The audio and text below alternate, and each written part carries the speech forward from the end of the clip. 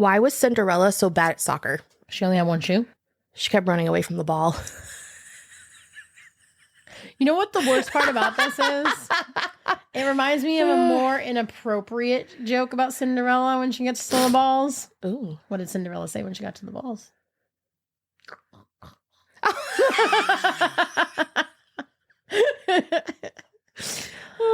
There's a little giggle, a little gigster.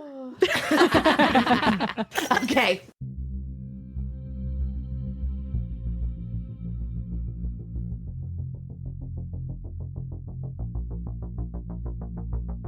Hi, I'm Hannah. And I'm Courtney. Join us as we delve into true crime, paranormal encounters, and all things spooky.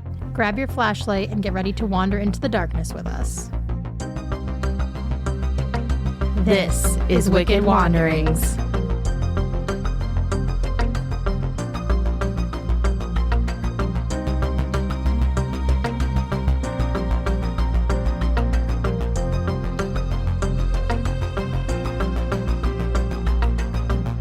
Hi, Courtney. Hey, Hannah. How are you? It has been a day, but I am excited to be here with you. It's been a day. It's been The longest day. whew. You ever have one of those days where you just feel like, and what else? And what else? Don't put that in the universe. I just feel like it's been one of those days. So I'm excited to be winding down. The day didn't turn out the way that I wanted it to or had, thought about it. But I always enjoy recording an episode with you. So I'm hoping that this will be the cherry on top of my day. I hope so too, because We need it, guys. the way things have been going today. We need it. We've encountered it all, from jokesters to nails and tires and straight incompetence, but we're here. And probably one of the weirdest things that happened to us today is the lady that sat us at the restaurant. And she's like, I just want to make sure you have extra room for when your boyfriends come. And we're like, they're at home. It was the weirdest comment. Why can't we be together? The way we sat down together and looked at each other and almost at the exact same time, we're like, I so badly wanted to say, oh no, my girlfriend's right here. Yeah. And I will say, she was an older woman. She was an older woman, but it's just so strange. It was definitely an odd encounter of word diarrhea in public. Well, and never mind the fact that when we looked at her, she's like, 2? We're like, yes. Right. So we didn't even say no, we have more people coming. I don't know, man. It was strange. Sometimes people they just word diarrhea. That's the only word I have for that. Word diarrhea. Come on, it is 2025. Courtney, we all know you have cases that just stick in your brain, right? 100%. Even if you do the research, you do an episode on them, it just never leaves your brain. Lynn Burdick. Lynn Burdick. For me, it's Lynn Burdick. It's always Lynn Burdick. It will always be forever and ever. Amen, Lynn Burdick. I have 2. I have Danny Croto. Understandable. Which I've been thinking about him a lot because April. Yeah. And also, it's strange with the Pope dying, it reminds me also, because I think it's the Catholic connection. That connection was made in my brain too, where I saw it and I was like, Danny. Yeah.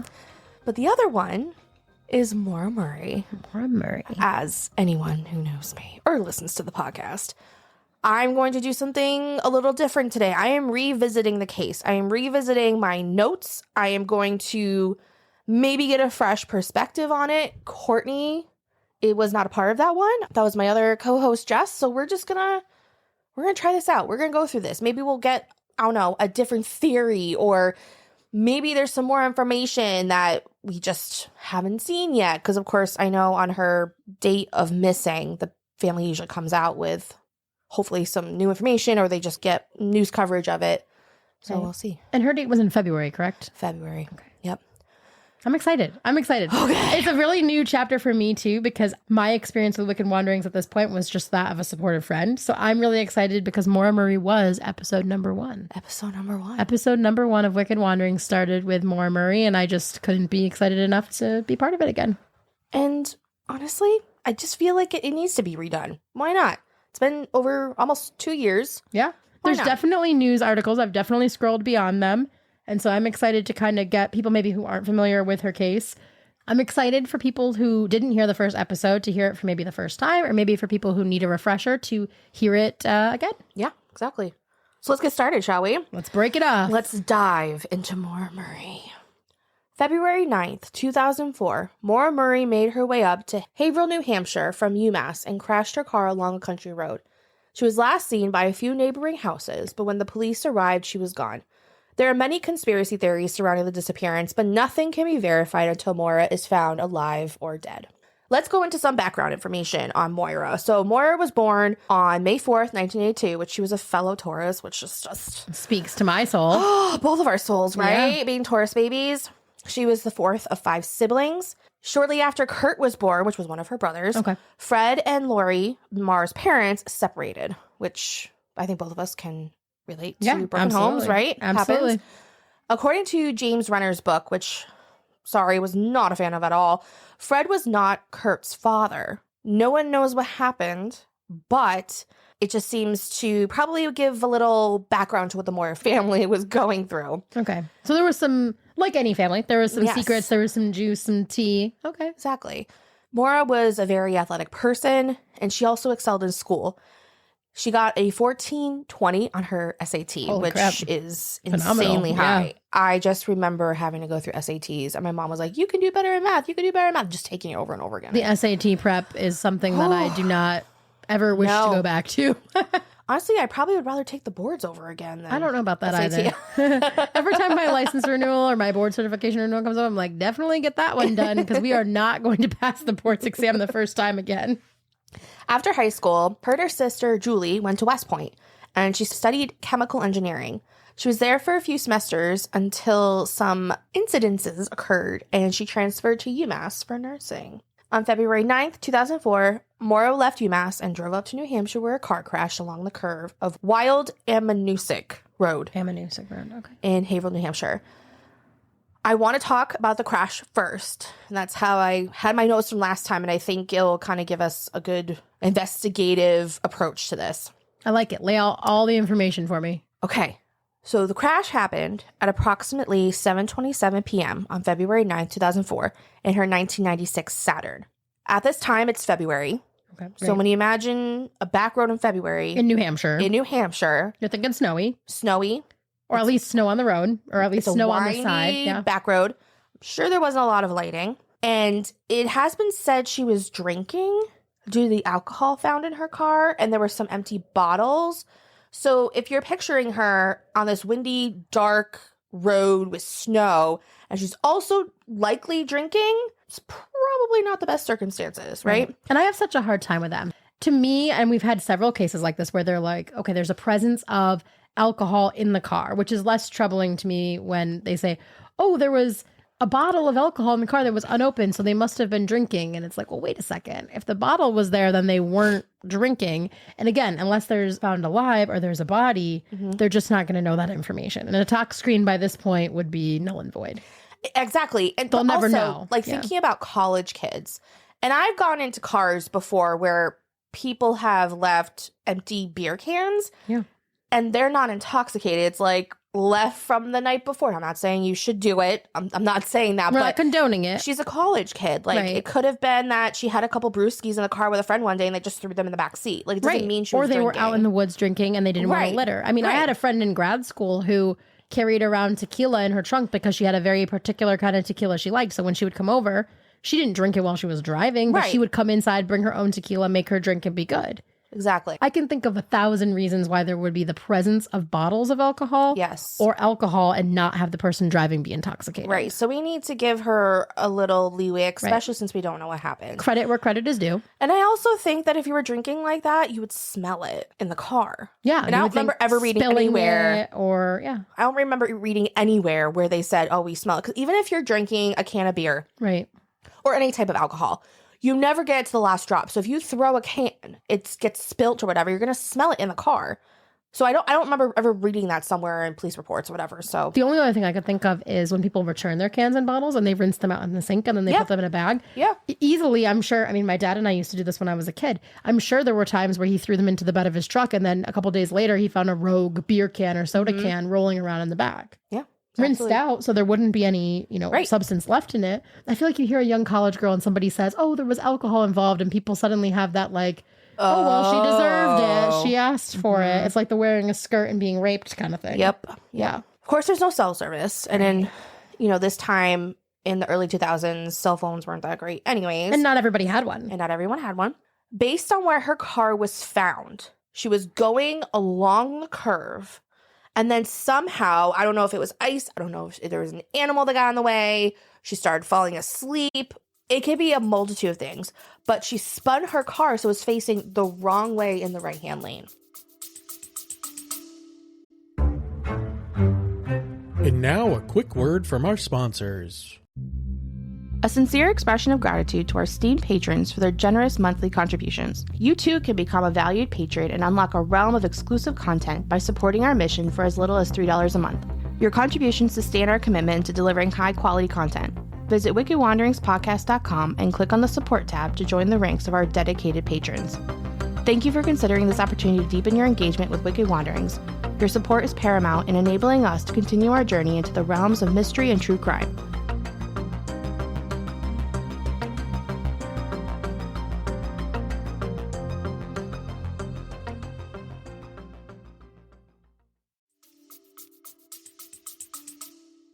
And I'm assuming they had like marks in the snow or marks on the road to prove that she had been spun around. Yes. I haven't researched, obviously, this case in a while, but there were neighbors that saw things. I don't know if it was the marks in the snow. I don't know if it was the way her wheels were, something. They just knew that she had spun it. They had something to believe that. Okay. Right. Now let's talk about before the crash. There's a lot of things that happened before the crash. In order to try to understand where Maura was mentally, emotionally, and even physically, we need to look at the days prior to the disappearance. Fred, Maura's dad, was a hard ass. My dad wasn't really around for me to understand having a hard ass father, but like he just seemed to push his kids to be the best. He wanted them to be the best athletes, the best students. And I can understand that might get to be a lot when you want to be this perfectionist in everything that you do. It's a lot of pressure, and I think on kids too.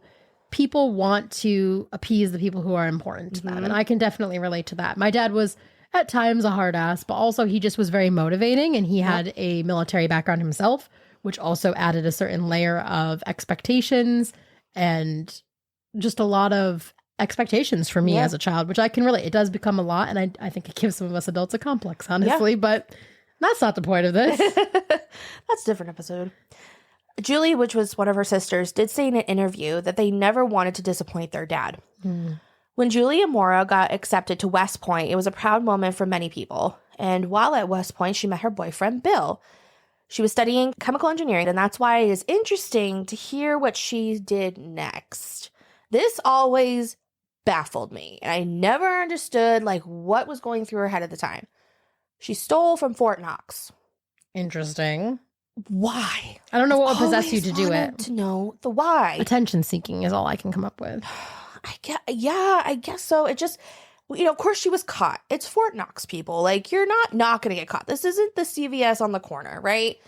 And even there, with the amount of cameras, you're getting caught. Right. And they even asked her, like, why did you steal it? And she goes, I don't know. I had the money. And there are weird things that she stole, too.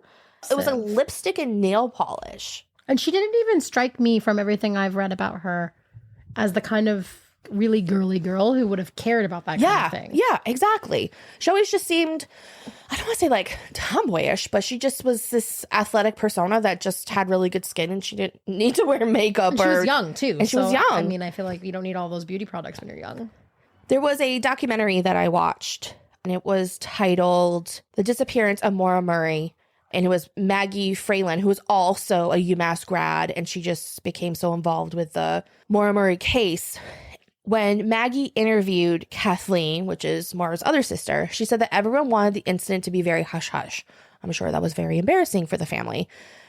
After an incident like that, they wanted that transition to UMass to be easy, simple, don't ask too many questions. Right. Oh, Maura's just at UMass now. We just had to make this change due to whatever, as long as it wasn't said that she stole.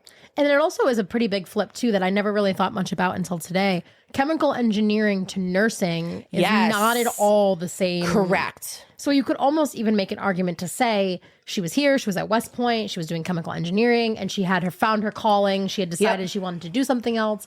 It makes me wonder if there wasn't something else going on. Yep. Because we know how families tend to hide mental illness and things. And obviously, I thought mania immediately, to be honest with you. Someone who's impulsive and they're stealing things is often a first sign of mania. stealing things, inflated ego, things out of the norm, the way you're reacting. I've certainly known people who have been bipolar in my life who've gone into manic episodes, and stealing was one of the first things they did. And it was always one of the theories that people thought was like, oh, she just ran into the woods. And so if she was in the type of mania, was she just so confused that she just ran and then got lost? Think about like my experiences, not personally with mania, but with other people that I know who are manic. And I think it sounds a lot simpler than it is, right? Yeah. Oh, she ran off into the woods sounds very unpractical. I mean, from stories I have heard of people, they might say, oh my God, there's this person in here who needs my help, or there's this person I'm running from. And they have themselves fully convinced that they need to go do that. But wouldn't they have found the body? That's always what I come back to. In February, unprepared, mentally ill, and in that theory we're working, I just don't think that you would have been physically fit to withstand even the night, depending on the temperatures in New Hampshire. Our wild animals, other people. There's certainly just a lot of things that I would question about that theory. Very true. Very true. So she goes to UMass, and she did not stop getting into trouble.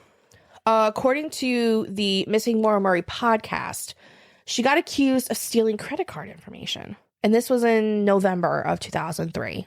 So fairly shortly before the crash. Yeah, so you're talking 3 months, 3-ish months before. And the thing is, she's not using it to buy big things. She was like ordering pizza. It wasn't to buy a new computer or, I don't know, like. Or just steal it to do it almost. Yeah. Yeah. Just these little things. Like the thrill of doing it. Mm-hmm. So according to Renner's book, a UMass student contacted Amherst police and said there were charges on her card that she did not make. And when the police called the restaurant, they said the deliveries were made to Kennedy Hall, which is where she was staying, which was her dorm room. I wonder who lived at Kennedy Hall. Like later on that night, one of the restaurants called the police and said something, oh, they placed an order with the credit card number, just to give you guys a heads up. So the police told them to go through with the order. They would meet them at the drop-off. And of course, who came out of the building was Moira. There's actually a picture of her that the police took in front of Kennedy Hall. To prove that she was the one. Yeah. It's just strange. Do we know what ever came from that? Like, was she ever charged with anything? Yeah. Mora's story to the police was that she found the receipt on the ground with the credit card number on it, which is 2004, but I don't ever remember my full credit card number being on anything. I don't know that they ever did that. Yeah. Correct us if we're wrong, Wanderers, or Rob from the future. Rob from the future. The police asked for the paper with the information on it, and Maura gave it to them, but it also had other number sequences on them. But she claimed they were friends' phone numbers. So when she talked to the police, she did not say much of why she did what she did. Maybe she was embarrassed, but she got probably the best outcome she could get because she goes before a judge, and the judge cuts her some slack and says, stay out of trouble for 6 months, and it gets off your record. So basically her story was, how did you get the credit card number? Mm-hmm. I found it on a slip of paper on the ground. Correct. But to me, that misses the whole point of like, okay, yeah, that's how you got the number. But were you looking for the receipt? Because I pass a lot of receipts on the ground, I'm sure. And I've never once thought, let me pick this up. There's an intent piece that's missing from that story. Yeah. Then she crashes her dad's car into a guardrail. That's not staying out of trouble for 6 months. On the way back from a party. Drinking? Yeah. On February 7, 2004, which was a Saturday, she went car shopping with her dad to get her a new car. And they didn't purchase one, but they met up with one of Moira's friends to have dinner. And then after dinner, they go to the liquor store so that Moira and her friend could pick up booze to the party that night. And it gets better. Moira then drops off her father at his hotel and borrows his new car to drive to the party. New car. Around 3 a.m, she said she had to return her dad's car, which so many things are in question here. Like, why do you have to give your car back to your dad at 3 a.m. while you were drinking? And also, if he's in a hotel room, it's not like she's returning home. Hi, Hannah, I'm going to leave the keys here for you so when you wake up in the morning, you have them. Right. Are you going to like knock, dad? Here's your car back. Bring me back to my dorm room? Yeah. Doesn't make sense. On her way to the motel, she crashes into the guardrail. To paint an image for you, she got a point of the road where she had to turn left or right. It was just a guardrail in front, right? You can't go straight. She did. And she did. She went straight. Again, she got no charges that night. I don't know how, but she didn't. Right. So it's just like a stroke of good luck, I guess, or maybe bad luck, because if she had been in trouble, maybe she wouldn't have been in the situation. Yeah. From the podcast I listened to, what preceded the crash for a good part of their episode that they did, they talked about like many possibilities of what probably could have happened. And I cannot comfortably present any of the following as fact, but here is what maybe happened. Okay. Maura arrived with the tow truck at the hotel and somehow she got into her father's room. I don't know if she had a key. Maybe she had the spare key. That was part of their plan. You're going to come in here. Maybe there's 2 beds. And that's not totally out of the realm. But isn't that weird if you already have a dorm room to go back to? It is, but if the story about her needing to drop the car off to her father is true, I can see where, like, if that was my situation, my dad's letting me borrow the car, I could see him saying, here's the second key to my room. There's 2 beds in here. When you're done, come back in. I'll bring you back to school in the morning. I could perfectly see that. Maybe. Not super far-fetched. I mean, it's not a great theory. It wouldn't be, like, top tier, but... Fred claims that he didn't know she was there until morning. So whether Maura got the attendant to let her in or obviously she had an extra key, no one knows. Right. The podcasters could speak to the phone records, which are interesting. There was a call made to her boyfriend, Billy, from Fred's phone at 4:49 a.m. For Billy, that is early because, remember, he was in the military. Point. Right. And he was stationed in Oklahoma. Okay. Did Maura borrow her dad's phone? Or did her Where dad call? was her phone? Or did Fred make the call? Right. According to the podcast, again, 2 days later, and we're now looking at the beginning of the day of the crash, phone calls were being made. Maura supposedly called Bartlett, New Hampshire to rent a condo, and the phone call lasted about 3 minutes, but no condo was ever rented. Later on that day, she emails her boyfriend, and in this email talks about how she does not want to talk to anyone, but she signs it, "Love you, stud," which maybe that's just the banter they had, but she sends an email. Not a phone call, an email. And I'm pretty sure we had text messaging back then. But it probably cost money, right? Right. 1:13 p.m., she leaves a message on a classmate's phone. Then after that, calls 1-800-GO-STOW. That's STOWE, which is a place in New Hampshire for you people that don't know. It's a ski resort, correct? Yes. Where the phone call lasts about 5 minutes, but it was pre-recorded informational she must have listened to because according to Stowe, phone lines were down. An hour and 20 minutes after she emailed her boyfriend, she called him and they either spoke for a minute or she left a voicemail, but it wasn't long enough for a full conversation. You can't tell, yeah. Around 4 p.m., Maura emails her professors and says there was a death in the family and sure said something along the lines of, "I'll be out for a couple days." But there was no death in the family. She obviously was trying to get a couple days off. Right. Before she left for New Hampshire, she packed stuff in boxes in her dorm and took her pictures off the wall. That's weird. I also found that she sent in her homework really early that morning. To me... She still cared about her grades. She cared about her grades. She wasn't going away permanently. Right. She was saying like, "Oh, I have a couple days off. I need to make sure I get my assignments in." Obviously, Moira was going through a lot. We can only speculate what was going on in her head, but there was something going on.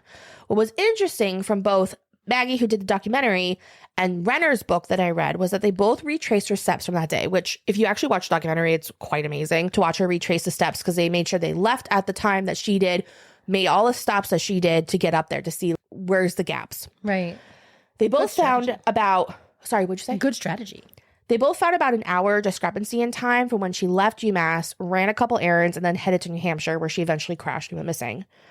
And according to the documentary, after she left UMass, Maura stopped at the bank, then the liquor store, and drove to New Hampshire. And again, there's actual videos of her. You can see her stopping at the bank. Well, the bank was actually one of those banks in a parking lot. Okay, where it's just an ATM. She then headed to the liquor store where she bought a box of red wine, Bailey's, and a 12-pack of wine coolers. It doesn't sound like you're buying alcohol for one person. Yes and no. The wine coolers and the wine, but Bailey's is very different. Bailey's is weird. I'll admit, Bailey's is, unless you're buying Guinness with it or... But she's potentially going to a ski resort because she called Stowe for the information. So to me, I'm like, okay, she's going to Stowe. Maybe she's going to have hot chocolate. She's going to spike it with Bailey's. Maybe. It doesn't seem far-fetched for what she's doing. It just seems like a lot for one person. It does. Yeah. I guess I'm just trying to think of like when I'm going on vacation and we stop, before we get to Maine, we stop at the New Hampshire liquor because it's cheap. And we stock up for a couple days, but that's also 2 people. So I don't know. Different alcohols. Yes. True. That's my point. Now we're looking after the crash. Maura crashes the car, and on this road it curves to the left. Her car was found facing the wrong way, like I was saying, right? We have eyewitnesses. The Westmans, the Marottes, and Atwoods. The crash happened around 7:27 p.m. because that is the time of the first 911 call that was made by Faith Westman. At 7:30, this guy has always creeped me out. And even now, driver? look at Butch Atwood. That bus driver, man. Sorry, Butch. Still think, I mean, unfortunately, he's dead now, but I just feel like he knew more Something than off. saying. Yeah, I agree. So he's driving home in his bus and notices Moira. Butch speaks to her and sees that she's shaken up. Moira refuses help, claiming that she called AAA, which he knew was not true because there is no signal, which is also creepy in a way. Yeah. That, you know. Why did he think about that? It's like it's like almost as if he was seeing an opportunity. Like, oh, you called AAA. Right. But it feels very horror movie-esque. But AAA doesn't have service here. It does. Or like, hey, I cut the phone lines for the house and you're telling me you already called 911. Right. Feels like very one step ahead of the victim kind of thing. Yes. Yeah, I agree. About 2 to 3 minutes later, he leaves Moira and drives the rest of the way home. Butch also had changed his statements a couple times. Which is always sus when you change your statement a few times. 7:40, Butch or his wife, one of them, calls 911, but the lines are busy. How does the... Yeah, I know. I've never once heard of trying to call 911 and the line is busy. Yep. So I've called 911 and I've had it where they've pushed me to like a different town almost. You go to the state police usually. Yeah. And usually then they go dispatches back. from Springfield Correct. to Mass State Police. It's never been like, beep, beep, beep, Sorry, no help is available. Try again tomorrow. So he does his paperwork in the bus.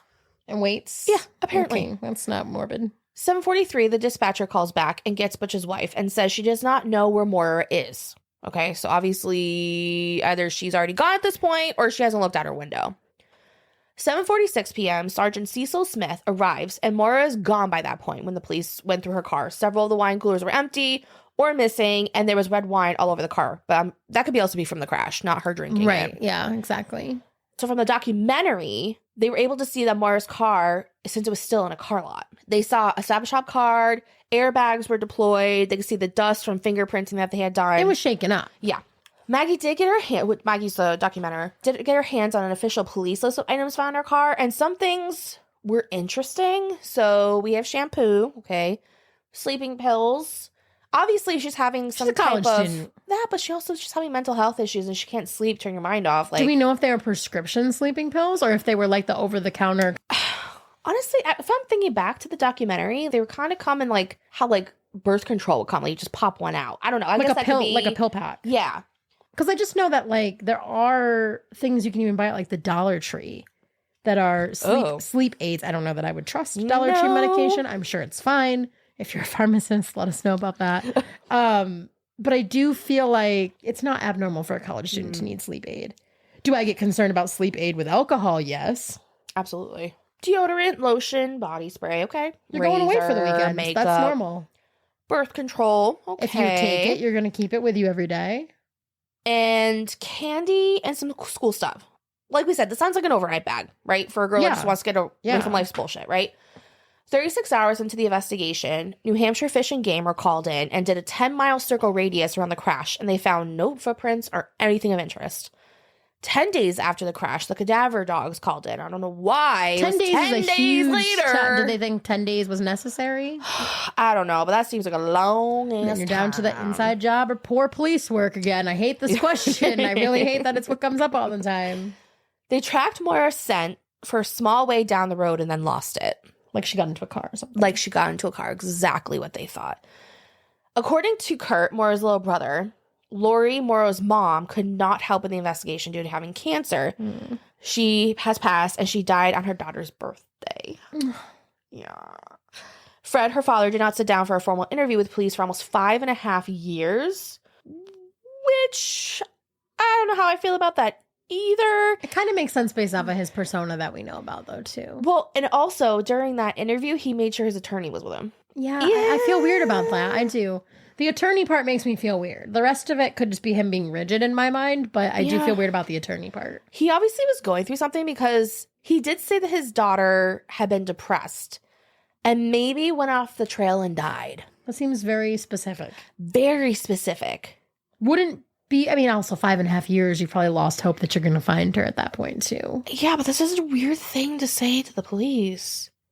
Like, you knew your daughter with was your depressed. attorney present. Yeah, very strange. Makes you wonder what you would have said if the attorney wasn't present.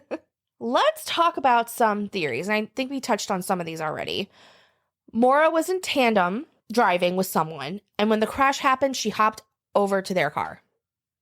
Okay. Explains for the short term, but not for the long term. Exactly, short term, and then, of course, that's why there was so much alcohol. That was, but then if they she would have taken it with you. Right. You know? Right. And anything that had her name on it and things Assuming you weren't already intoxicated, you'd be like, oh, I need my Yes. overnight bag if we're going to keep going. Exactly. Yeah. Another one is after the crash, Maura ran into the woods, scared of a DUI, which would be something else on her record, and ended up dying in the woods. But they would have found her. They would have found her. Something. Some part of her, whether it was Something. clothing or Yep. footprints or something. Yeah, that one doesn't seem likely to me. There's also a theory about the police that has something to do with it. Like I said, poor police work or inside job. There was also a rag in her exhaust. But apparently her dad had mentioned for her to do that so that it wouldn't make the sound for her to get pulled over because it was such an old car and the exhaust system was not doing well. Interesting. Yes. So I it don't was know why it that was was in my like notes, but tinny and rattling. yes. Because my first thought when you said there was something in the exhaust was like, oh my gosh, when she pulled over to the liquor store, did somebody tamper with the car and put the rag And in that there? was another thing. That could have caused an issue. Because I know right now there's a thing going around, shout out Dad, where they're putting zip ties on people's rims so you can hear it. And their goal is to get you out of the car Yeah. because then you're vulnerable. You're not in the car. You probably don't have your phone. Right. You bend over to get it. They're behind you. Right. So it kind of makes me think about that too. In the documentary, they actually had a garage get her type of model of car, put a rag in the exhaust. Okay, with how fast she was going, like how long would stuff happen? And it ended up just like popping out. I kind of want to like ask a mechanic friend right now, like what would happen? Do we have any I mechanic do. friends? I'm going to text Okay. him right now. I might even ask two. I'll work on this while you keep going. Okay. Another thing they were talking about was it possible that she stopped in town, went to the diner or something, someone saw her, got interested. You know, it could have been something that, oh, the waitress is like, oh, you're alone? And it could have been like, yeah, I'm just going by myself up here for a few days or whatever. And it just was an opportune type thing. That's true.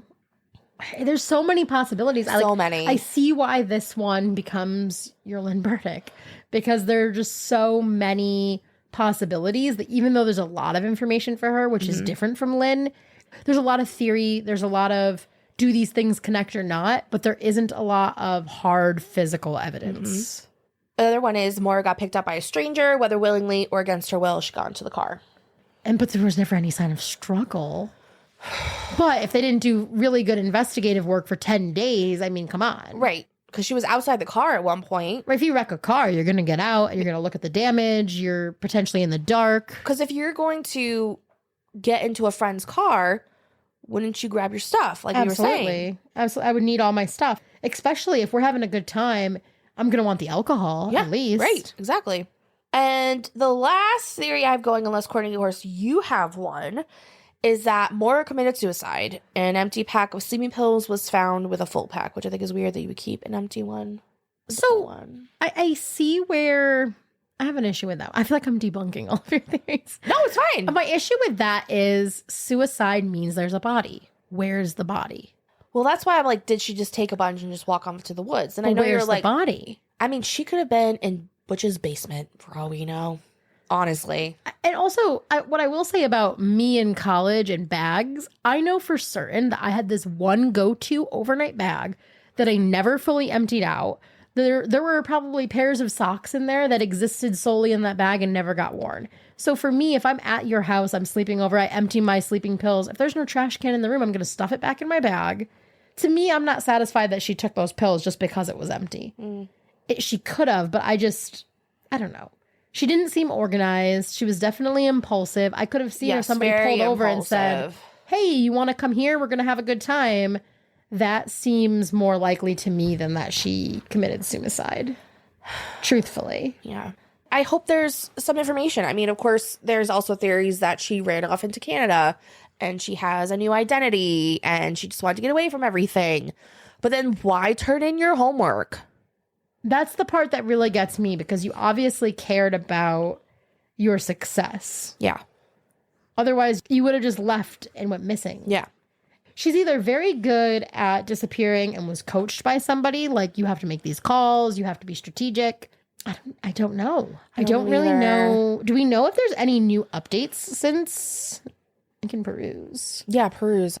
I did see that they recovered a fingerprint and that they were able to link it. From our car? I don't remember where it said that it was from, but I do remember they were saying that they were able to link it, and it was someone who was in jail for something else, and the prints were a match. I do think it was inside of her car. Because, of course I mentioned that there was the fingerprint dusting that they had found from the police doing that. And allegedly, if I'm thinking of the same person, she knew the person. It was someone who she had gone to West Point with from the article that I saw. And the guy's in prison? So the guy's name was Stephen Baldwin, and he was the executive director of the Union County Humane Society in Ohio. He was sentenced for more than 15 years in prison after he was found guilty of 32 counts of animal cruelty, bribery, theft, and various other charges that were not listed. Which is interesting because obviously you're talking about somebody who was the director of a humane society. He was posing as this person who really cared about creatures. He really loved pets. But instead he was illegally euthanizing them and pocketing the proceeds for personal use. So he's a douche canoe. What's his name again? His name is Stephen Baldwin. He was arrested in August 2020, and his fingerprints were then entered into the National Automated Fingerprint Identification System. And shortly after, the New Hampshire State Police were alerted, like, hey, these fingerprints are in here, and that they matched one of the fingerprints that was recovered from Maura's car. And he was from West Point. Yeah, so Baldwin and Maura attended the U.S. Military Academy at West Point together in the early 2000s, and allegedly they were acquaintances. Baldwin claimed when he talked to Renner, the person who you were mentioning was doing the documentary, that he and Maura were in a casual romantic relationship together while they were at West Point. Oh my God, he might be on the documentary. Because Yeah. they interviewed a couple different guys for that.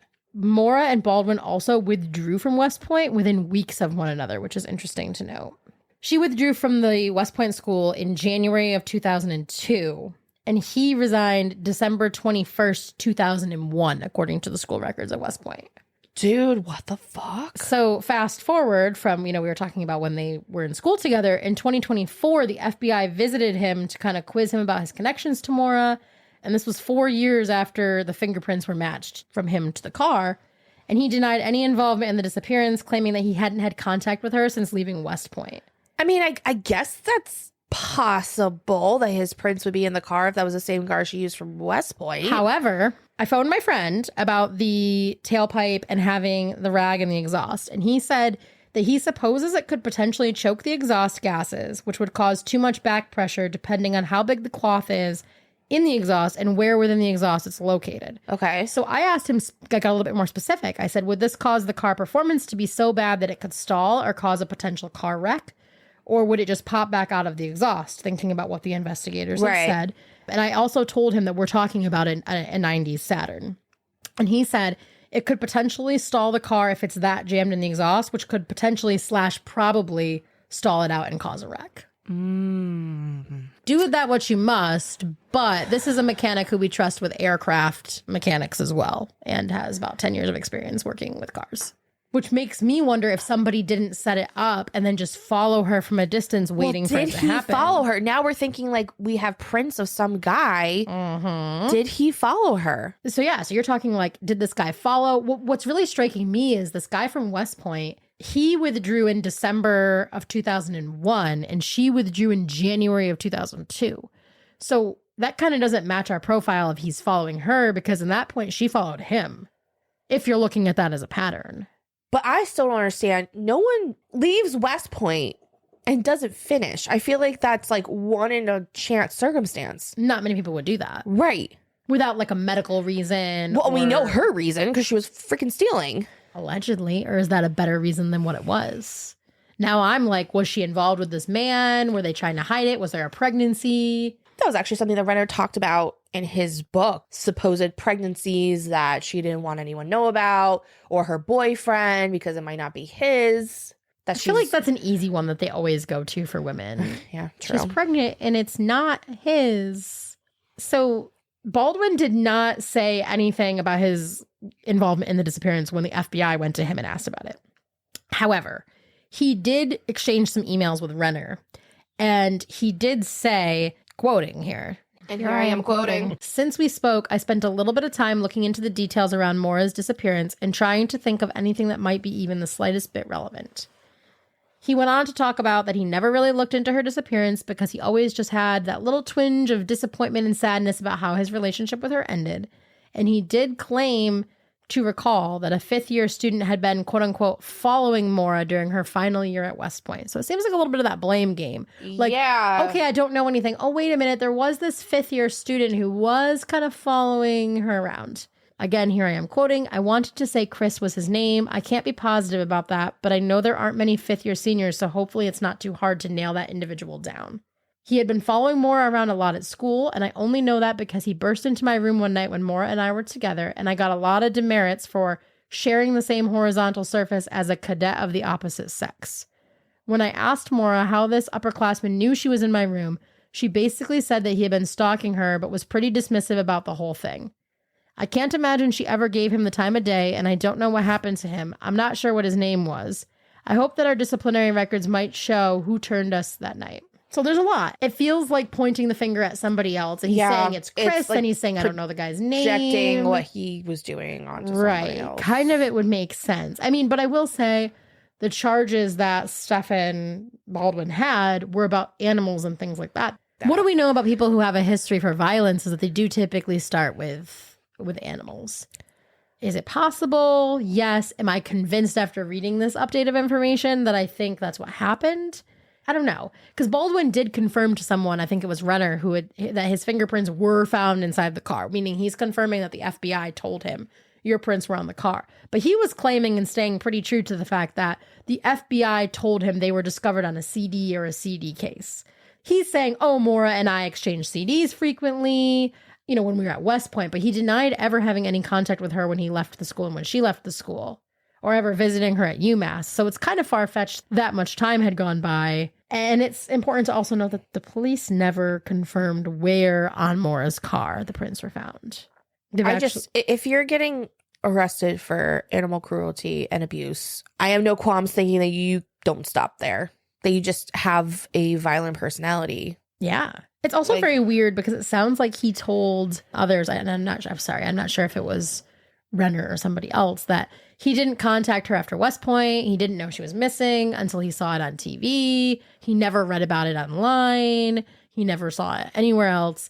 And that is just kind of strange because you have this relationship in college. You're not at all interested in the fact that she disappeared. Yeah, you have a friend missing. You knew all of this information about a stalker 20 years ago, but you didn't share any of this with detectives. You're saying you didn't notice any of it. This article really just I feel like it was like wham, bam, as I'm going through it.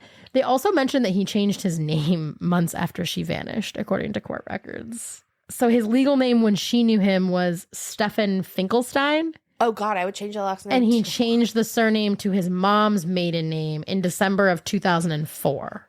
Not that he was asked or why, he would probably lie anyways if it was something about that.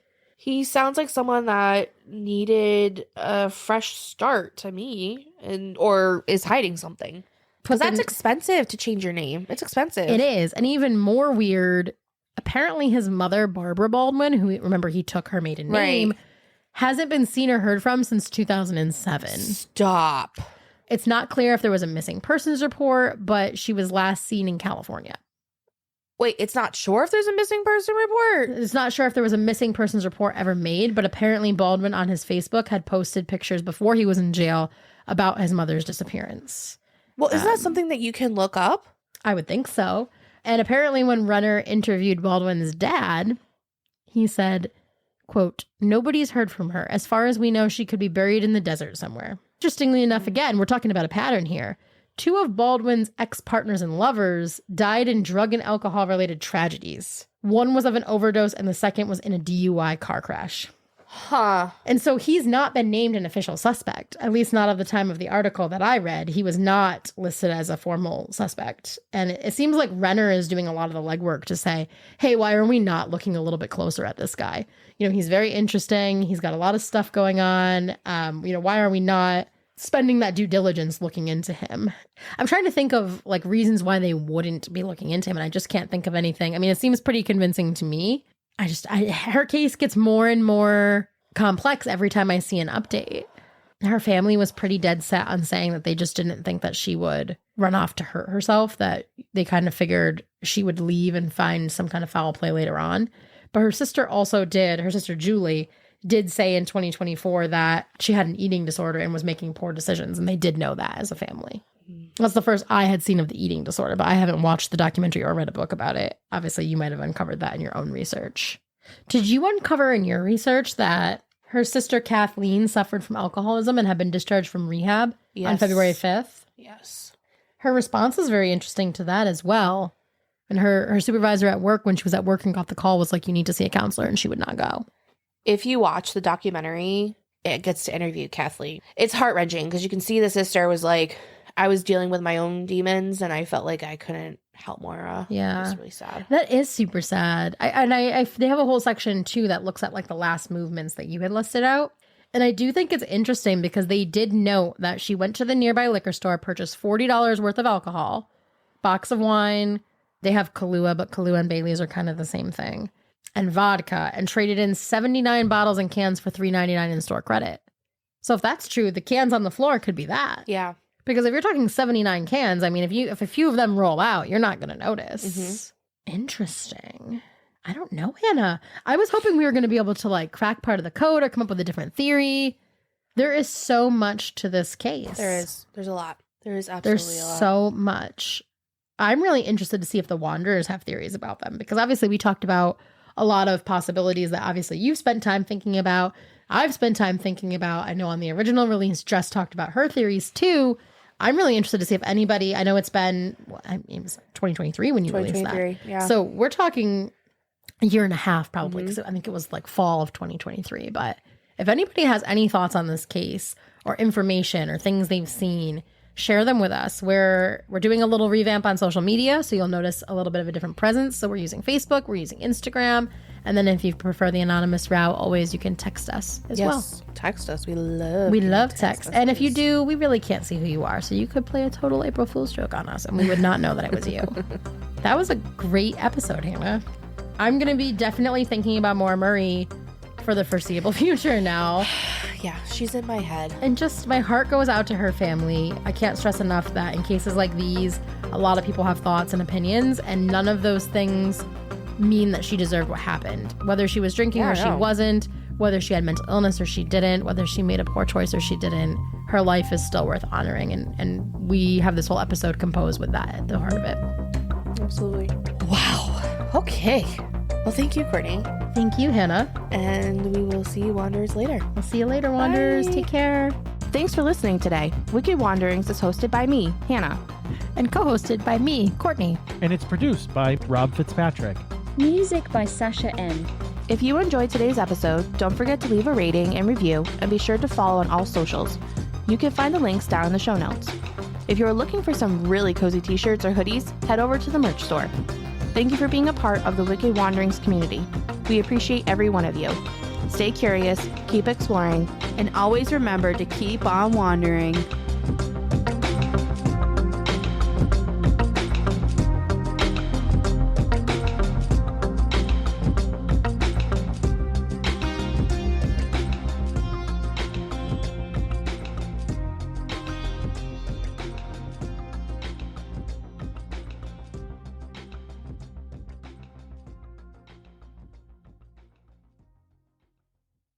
Hey there, beer lovers. I'm Rob Fitz, host of Beers That Fits, the podcast that takes you behind the scenes of the craft beer world. Every Thursday, I sit down with passionate owners and brewmasters of your favorite breweries to uncover their stories, inspiration, and brewing secrets. Whether you're a seasoned beer connoisseur or just starting your craft beer journey, we've got something for everyone. So grab a pint, tune in, and let's toast to great beers and even better stories. Slanja. Find us wherever you get your podcasts.